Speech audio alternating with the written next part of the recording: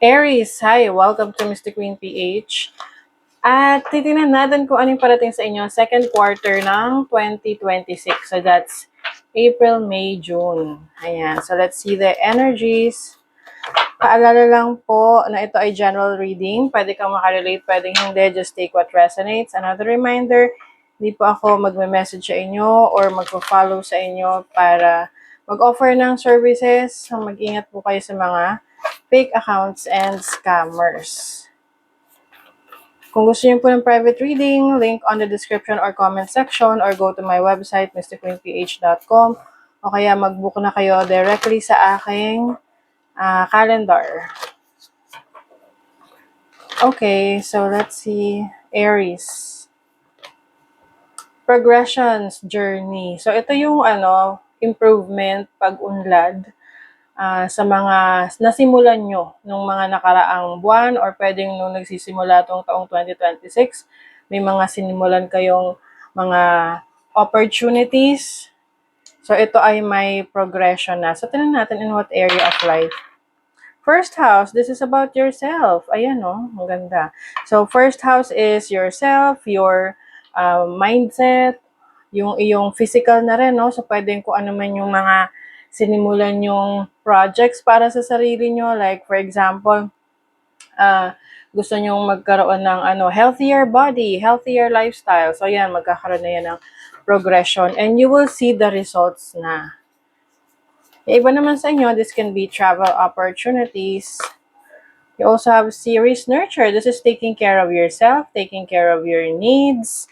So, priority nyo na rin ang inyong sarili talaga. Especially self-love, no? Yung mga ganyan. And then, Venus. Talaga naman, Aries. Venus is the planet of money. This is also the planet of love, luxury. So, you are spoiling yourself. No? Spoil mo yung sarili mo, yung mga needs mo, and even yung wants mo. Mafu-fulfill mo rin yan. Okay. Some of you pwede rin magkakaroon ng new relationship, new romantic partner. If meron naman na kayong partner ngayon, second quarter is the time para mas mag-grow or mag-progress yung relasyon ninyo, mas umunlad. Let's see, ano pa. Nine of Wands. This is resilience. So, pwede magkaroon ng challenging situation for you, pero kahit na challenging yan, kayang-kaya mo yang ma-overcome. Or pwedeng makakaramdam ka ng pagkapagod sa isang sitwasyon sa buhay mo na parang feeling mo hindi mo na kayang ipagpatuloy pa. So you might be letting go of that. You have the Two of Pentacles. Meron kang mga choices, opportunities when it comes to money, career, trabaho. Yung iba, pwedeng mag-abroad. Andun yung opportunity for you. May pagpipilian. Some of you are going to be very busy sa business or sa trabaho ninyo na maaring kailangan yung pumili kung saan yung mas practical na tipong hindi ka masyadong mapapagod pero kikita ka ng pera. You have the Oracle of Cups. This is love for yourself, love for the people na importante sa buhay mo.